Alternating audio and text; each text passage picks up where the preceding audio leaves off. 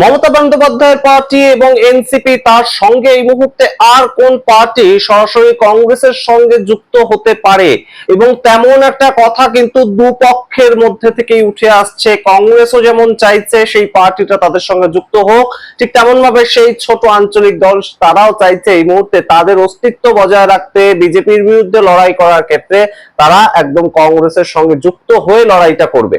এবং এরকম প্রেক্ষিত যখন উঠে আসছে, অবশ্যই সারা দেশ থেকে কিন্তু সেদিকে নজর থাকছে, কারণ তিনখানা পার্টি যেগুলো কংগ্রেস ছেড়ে গিয়েছিল, একদম মমতা বন্দ্যোপাধ্যায় তিনি নিজে কংগ্রেস নেত্রী ছিলেন, তিনি ছেড়ে গিয়েছিলেন, তৃণমূল কংগ্রেস খুলেছিলেন। এবং এনসিপি, শরদ পাওয়ার তিনিও কংগ্রেস নেতা ছিলেন, পরবর্তীতে তিনি এনসিপি খোলেন মহারাষ্ট্রে। এবং তার পরবর্তীতে একদম সরাসরি এই মুহূর্তে নতুন আরেকটি পার্টি, সেটা অন্ধ্রপ্রদেশের পার্টি। আপনারা জানেন অন্ধ্রপ্রদেশে এই মুহূর্তে চন্দ্রবাবু নাইডু রয়েছেন একদম শাসনে, কিন্তু চন্দ্রবাবু নাইডুর আগে যিনি মুখ্যমন্ত্রী ছিলেন জগনমোহন রেড্ডি, তিনি এই মুহূর্তে বিরোধী দলনেতা। এবং বিরোধী দলনেতার নিজের যে পার্টি তার নাম ওয়াইএসআর কংগ্রেস। ওয়াইএসআর কেন? ওয়াইএসআর রেড্ডি ছিলেন কংগ্রেসের বিশাল বড় নেতা, এবং হঠাৎ করে তার প্লেন দুর্ঘটনায় তার মৃত্যু হয়, এবং তার ছেলে সেই মুহূর্তে তার জায়গায় মুখ্যমন্ত্রী হতে চান। তিনি অন্ধ্রপ্রদেশের মুখ্যমন্ত্রী অবস্থায় থাকাকালীন মারা গিয়েছিলেন, কিন্তু কংগ্রেসের নিয়ম অনুযায়ী তার ছেলে তখনও ততটা পর্যন্ত পপুলারিটি গেইন করেনি, তাই জন্য তাকে হঠাৎ করে মুখ্যমন্ত্রী পদে বসিয়ে দেওয়া সেটা খুব একটা সঠিক বার্তা পৌঁছাতো না। এবং সেই যে সঠিক বার্তা পৌঁছাতো না, সেই জায়গা থেকেই কিন্তু একদম সরাসরি এই কংগ্রেস ঠিক করে যে আপাতত তাকে যুব সভাপতির দায়িত্ব দেওয়া হোক, কিন্তু পরবর্তীতে তাকে মুখ্যমন্ত্রী কখনো সময় এলে করা যাবে। যেটা কর্ণাটকের ক্ষেত্রে আমরা দেখলাম যে ডিকে শিবকুমার, তাকে এতদিন ধরে ওয়েট করতে হলো, এখন তিনি মুখ্যমন্ত্রিত্ব পেলেন। কিন্তু এই যে বিষয়টা, সেটা জগনমোহন রেড্ডি মেনে নেননি, এবং সেই সময় হঠাৎ করে তিনি নিজের দল খুলে ফেলেন এবং তার বাবার নামেই খুলে ফেলেন ওয়াইএসআর কংগ্রেস। ওয়াইএসআর রেড্ডি তার নামে ওয়াইএসআর কংগ্রেস তিনি নাম দেন।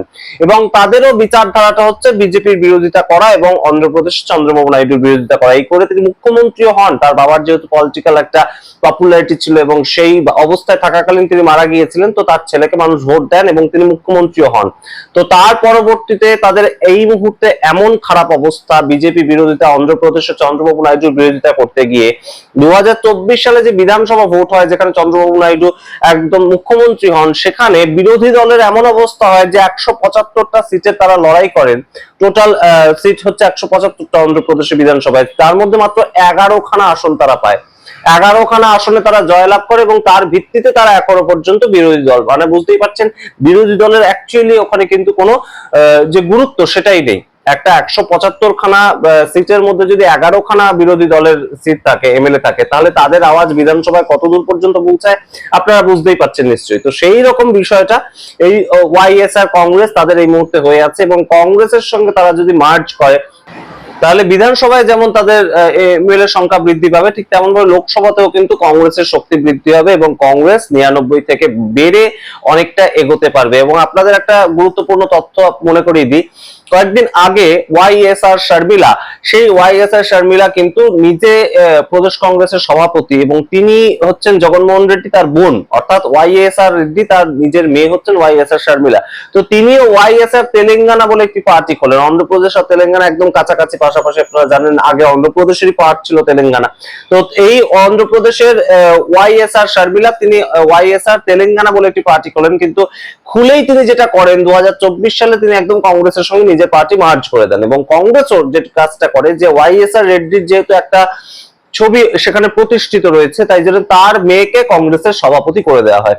এবং তার মেয়েরকে এই মুহূর্তে কিন্তু আমরা শুনতে পেয়েছিলাম কয়েকদিন আগে যে রাজ্যসভায় পাঠানো হবে, কিন্তু রাজ্যসভায় ফাইনালি কিন্তু তার মেয়েকে পাঠানো হয়নি। শেষ মুহূর্তে তার নামটা ড্রপ করে দেওয়া হয়, এবং পবন খেরা থেকে শুরু করে মল্লিকার্জুন খাড়গে এদেরকে পাঠানো হয় রাজ্যসভায়। কিন্তু এই মুহূর্তে যেটা খবর উঠে আসছে যে এই ওয়াইএসআর শর্মিলা তিনি তার ভাইয়ের সঙ্গে যোগাযোগ করেছেন, এবং জগনমোহন রেড্ডির সঙ্গে যোগাযোগ করে তিনি কিন্তু সম্পূর্ণ কংগ্রেসের সঙ্গে যে ওয়াইএসআর কংগ্রেস তাদের সংযুক্তি হবে সেই জায়গাটা শিওর করছেন, এবং খুব কম দিনের মধ্যেই কিন্তু এই ঘটনা ঘটবে, এবং অবশ্যই কংগ্রেসের এমপি সংখ্যা কিন্তু আরো বৃদ্ধি পাবে। এটা কিন্তু গুরুত্বপূর্ণ একটা ফ্যাক্টর। আপনাদের জানাই যে ওয়াইএসআর শর্মিলা তিনি প্রদেশ কংগ্রেসের সভাপতি হিসেবে এখনো পর্যন্ত 2024 সাল থেকে তার কিন্তু তেমন যে উল্লেখযোগ্য কোনো একটা কাজ তিনি করেছেন সেটা কিন্তু এখনো দেখা যায়নি। কিন্তু পরবর্তীতে কংগ্রেসের যা বক্তব্য যে ওয়াইএসআর শর্মিলা এই গঠবন্ধনটা যদি করাতে পারে, তাহলে জগনমোহন রেড্ডি এবং ওয়াইএসআর শর্মিলা তারা দুজনেই কংগ্রেসটাকে সামলাবেন অন্ধ্রপ্রদেশে, এবং চন্দ্রবাবু নাইডুকে সেখান থেকে সরানোর জন্য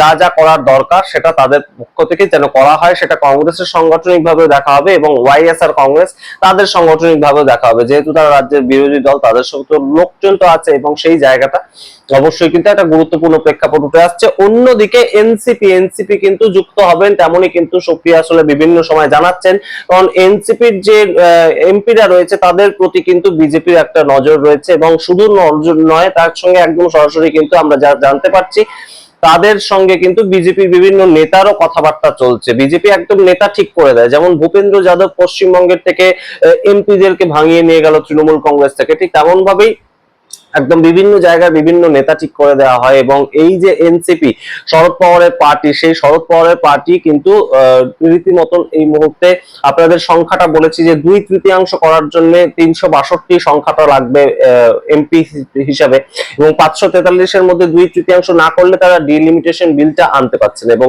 আনলেও সেটা পড়ে যাবে। তো তাই জন্য কিন্তু সরাসরি এই মুহূর্তে ছোট ছোট যে পার্টিগুলো সেগুলোর প্রতি বিজেপির একটা নজর রয়েছে। ঠিক যেমন ভাবে তৃণমূল কংগ্রেস ভাঙিয়ে তারা 20 জন এমপি নিয়ে গেল, ঠিক সেই জায়গাটা নিয়ে কিন্তু এই মুহূর্তে এনসিপি এবং সরাসরি এই যে ওয়াইএসআর কংগ্রেস তাদের একটাই মাত্র বিকল্প, যদি বিজেপি বিরোধী রাজনীতি তারা করতে চায় তাহলে একমাত্র তাদের পার্টিটা সংযুক্তি করতে হবে কংগ্রেসের সঙ্গে। এবং এই মুহূর্তে সুপ্রিয়া আসলে তিনি সমস্ত ডিসিশন নেন তার পার্টির হয়ে, কারণ শরদ পাওয়ার বেশ খানিকটা রাজনৈতিকভাবে সন্ন্যাস নিয়ে নিয়েছেন, সেটা বলাই যে তার বার্ধক্যজনিত কারণে।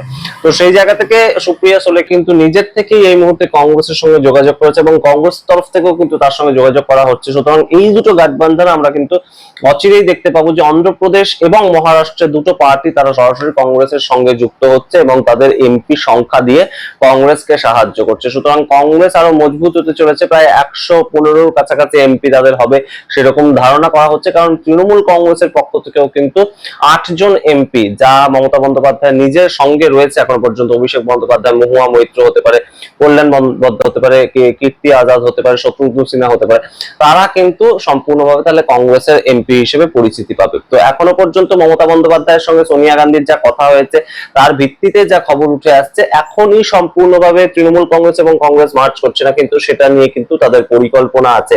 আপাতত একটা সঠিক গাঠবন্ধন, এবং গাঠবন্ধনের মাধ্যমে বসিরহাট সিটটা থেকে একদম সরাসরি মমতা বন্দ্যোপাধ্যায় ভোটে লড়াই করে যাতে লোকসভায় আপাতত যেতে পারেন, এবং লোকসভায় গিয়ে তিনি তার পরবর্তীতে তার পার্টির যে সংযুক্তিকরণ সেটা দরকার হলে 2029-এর আগে পর্যন্ত টেনে নিয়ে যেতে পারে, যে তৃণমূল কংগ্রেস ততদিন থাকলো।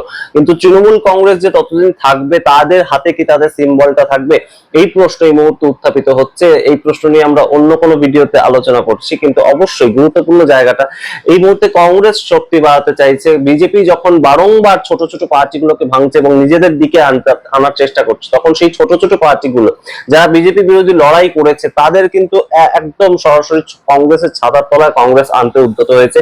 এবং অবশ্যই এই মুহূর্তে বিজেপি বিরোধিতা করতে গেলে কংগ্রেসের ছাতার তলায়, কংগ্রেস বিরোধিতা করতে গেলে বিজেপির ছাতার তলায়, এই যে জায়গাটা তৈরি হচ্ছে সেগুলোর মাধ্যমেই কিন্তু কেন্দ্রের পলিটিক্সটা সারা জীবন চলেছে। ছোট ছোট আঞ্চলিক দল যতই গজিয়ে উঠুক না কেন, তাদের যে একদম সরাসরি খুব রাজনৈতিক ভাবে তারা গুরুত্বপূর্ণ জায়গা দখল করতে পেরেছে তেমন কিন্তু নয়। একমাত্র সারা ভারতবর্ষ জুড়েই কিন্তু সিপিআইএম কিংবা সিপিআই তারা বিজেপি বিরোধিতা করেছে বিভিন্ন সময়, এবং অবশ্যই বিশেষ বিশেষ ক্ষেত্রে কংগ্রেস বিরোধিতা করেছে, এবং এখন অবশ্যই অনেক কম, অবশ্যই তাদের পার্টির অনেকটাই অস্তিত্ব হারিয়েছে তারা, কিন্তু অবশ্যই সারা ভারত জুড়ে সংগঠন কিন্তু এখনো পর্যন্ত কমিউনিস্ট পার্টিগুলো রয়েছে, সেটাও অস্বীকার করার জায়গা নেই। কিন্তু অন্যান্য ছোটখাটো যে দলগুলো, সেটা এনসিপি হতে পারে, তৃণমূল কংগ্রেস হতে পারে, ওয়াইএসআর কংগ্রেস হতে পারে, প্রত্যেকটাই কিন্তু অবশ্যই বেশ খানিকটা একদম ভগ্ন দশায় চলছে। তাই তাদের কাছে কিন্তু অপশন একটাই, জাতীয় কংগ্রেস, ইন্ডিয়ান ন্যাশনাল কংগ্রেস তার ছাতার তলায় চলে আসে, এবং সেই ক্ষেত্রেই দুটো পার্টি আপাতত যোগ দিচ্ছে তেমন খবর কিন্তু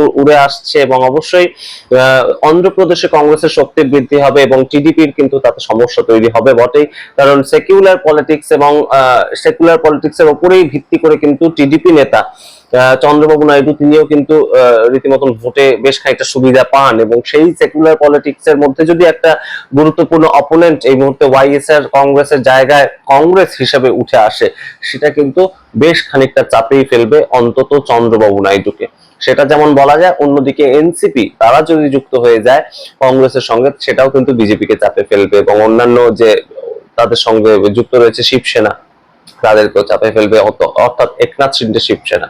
তো সমস্তটা মিলিয়ে এই মুহূর্তে তিনটে দল, তারা ছোট ছোট আঞ্চলিক দল, তারা একদম কংগ্রেস থেকে চলেই গিয়েছিলেন, কিন্তু কংগ্রেসে তাদের গড় বাপসি সম্পূর্ণ দল নিয়ে হতে পারে, তেমনই কিন্তু খবর উঠে বেড়াচ্ছে। সম্পূর্ণ প্রতিবেদনের ভিত্তিতে কি মনে করেন আপনাদের কমেন্ট বক্সে কমেন্ট করুন। বিজেপি বিরোধী আন্দোলন যদি করতে হয়, কংগ্রেসে যুক্ত হওয়াটা কি লাভবান হবে এই ছোট ছোট আঞ্চলিক দলগুলোর জন্য, নাকি তাদের অস্তিত্ব কোথাও গিয়ে সম্পূর্ণ টিকিয়ে রাখার জন্য তাদের একদম আলাদাভাবে লড়াই করাটাই সহজ?